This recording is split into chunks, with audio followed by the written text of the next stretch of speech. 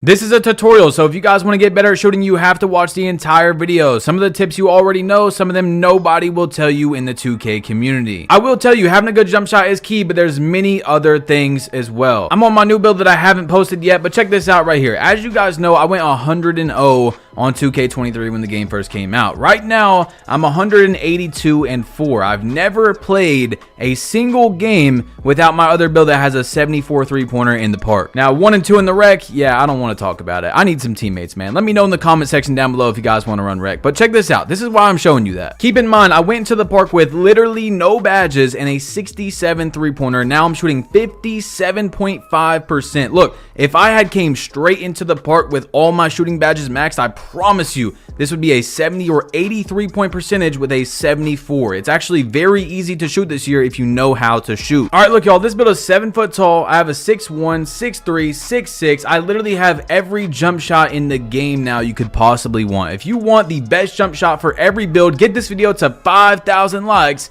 and I got y'all. All right, look, so like I said, I'm going to be giving you all the tips I can possibly think of to give you about shooting on this game, but you have to listen. So the first one is going to be, I would not leave my career until you have enough shooting badges to where you are shooting very good. The reason is, when you go into the park, yeah, you're not going to know your jump shot yet with the latency and all that, but you're going to be missing a lot of shots, which means you might even get cold spots, which is going to make you shoot even worse on 2K23. So you want to make sure you come out to the park where you got hot spots, where you're going to be able to shoot as good as your build can right away. As you guys know, like I said, I went straight to the park with a 67 three-pointer, obviously later upgraded it to the max at 74, and I'm shooting 57% now. These are my first games in the park without my 6'6" build with a 74 three, and this one has a 79, by the way. 79 three-pointer on a 7 foot tall build. It's godly. I'm probably going to post it, but yeah, it's insane. I just want to let you guys know. But anyway, the next one is jump shot boost. Now, I know some people don't want to hear this, but my friend,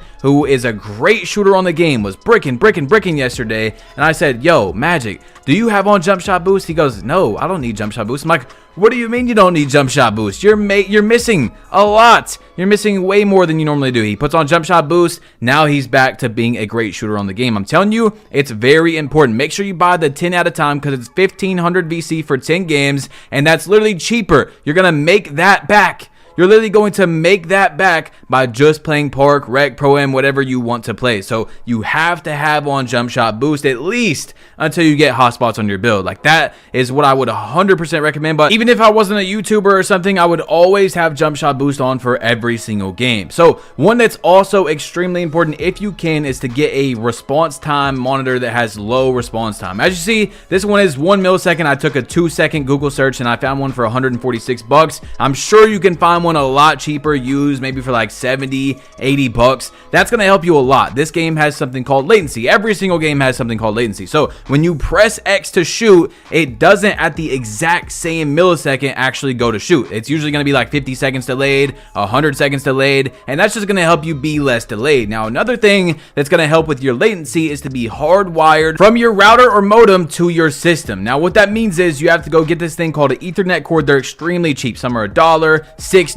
depending on the length and all that type of stuff, you know, the quality of the cord, and that is going to give you way less latency unless you have very good internet. If you already have very good internet, you don't really have to worry about that, but I'm telling you, that is a game changer to be hardwired to your system on PlayStation or Xbox. Now, the next thing that you have to do is try out your jump shot. Make sure you have a good jump shot in the My Court or in the Gatorade facility, because like I said, once again, you're going to not want to go to park and get cold spots. That will destroy you. Yeah, they'll reset after like 25, 50 games, whatever, how much they do this year, but you need to have on your jump shot ready before you play a game in the park. Like, go to your Gatorade facility or your My Court and test out your shot before you step a foot, before you take one shot in the park. Okay, so just like if you've seen the dribbling video yesterday, I would highly recommend you go check that out after this. It's a dribble tutorial, and it's also some really good dribble moves as well. You're going to need to do your Gatorade workouts every week. until you get Gym Rat. As you see in the bottom right, you're getting a huge amount of stamina boost just for doing your 5 workouts, and you only have to get 3 stars. And I honestly think that they made them a lot easier this year, but even if you are failing the workout, like I said, you can just close your app and it's not going to count it. So you want to get 3 stars in each one, and it's going to give you a huge boost to your stamina. And stamina, obviously, as you guys know, matters a lot. You clicked on this video to know jump shot tips and all that. I'm giving you every single thing possible. Now look, as you all see, this is my 2-way interior finisher with a 74 3-pointer. If you've been watching videos, you know that I'm not lying. I only have 9 out of 13 badges still, and I'm shooting 57%. Like I said, if I came out to the park with a 74 rating and had all my badges maxed out, I'd easily be shooting 70 or 80%. But that's not the point. What I'm trying to say is, my friend yesterday, I was playing with him and I opened his badges and I'm like, yo, what are you doing? This man had Aerial Wizard on Hall of Fame when he could have a bunch of other badges. So what I'm trying to say is, make sure you have on the best shooting badges in the game. If you're a spot up, you want catch and shoot and corner specialist. If you are not, what I would recommend using is right here, Green Machine. Then you can also have on Amped. Amped is really big if you're a guard. It reduces the penalty that fatigue has on a player and their ability to make shots. So Green Machine and Amped, highly recommend before touching a lot of other badges. Now, of course, once you get into your tier 3, you're going to want Limitless and Deadeye and stuff like that, but those are huge. I mean huge. Then also guard up. Keep in mind, guard up only works for yellow and red contests that don't have any hand up. So you don't need to have on guard up right away unless you're shooting really contested shots and you're still greening them. Because like if you're not making contested anyway, there's no reason to run guard up. So Amped and Green Machine, remember that, and then go from there. You can also have on Comeback Kid if you go down a lot, Clutch Shooter, stuff like that, a Volume Shooter if you're shooting a lot, but make sure you start with the essential badges. Okay, next on 2K22, 2K21, all those games, you were able to get a boost by hitting more whites if you had on your jump shot meter. So there was a reason to have on your jump shot meter, even though I've always recommended you take it off. This year, really almost no whites go in, so there is no reason anymore to have the excuse to use a meter. Now look, what I'm saying is turn off your meter. It might take 10 games, 20 games, 30 games, but if you have your meter off, you get a boost to greening your shots. So all you have to do is find a jump shot that works best for you. A best jump shot, especially in 2K23, might not work for you. If you're able to time a shot correctly, even if it's a little bit slower in this game, usually I would not recommend this, but on 2K23 I definitely would. Even if it's a little bit slower than another jump shot, I highly recommend you use the shot that you're able to time the most consistently. That is extremely important for your build. A jump shot that you can use consistently. On my 74 3-point build, as you guys know, I use default swing. Default swing. It's like one of the worst jump shots if you look at the grades, but I shoot 57%. Imagine if I came out to the park with an 85 3-pointer, maxed out shooting badges, jump shot boost. I would easily be shooting around 80% on this game. It's really about taking smart shots. The gameplay is slower, so you cannot take shots like you could last year. You can't take those blinder shots at the moment like you could last year. You also have to be very careful. Like right there on 2K22, I probably would have had that shot right there, been able to shoot that, but no, that's like 50% contested on this game. So guys, even if you're not able to get a monitor, you can't afford it, you can't get it for Christmas, your birthday, anything like that, even if you can't get an Ethernet cord, make sure to plug in your controller to your system. That is another thing that you want to do. That's going to lower your latency. It's going to make it easier to shoot for you, and it's going to be able to make you play better in every single area. You're going to have less latency. Latency is huge on the game. Now, I'm about to put you guys onto something that I have not seen anybody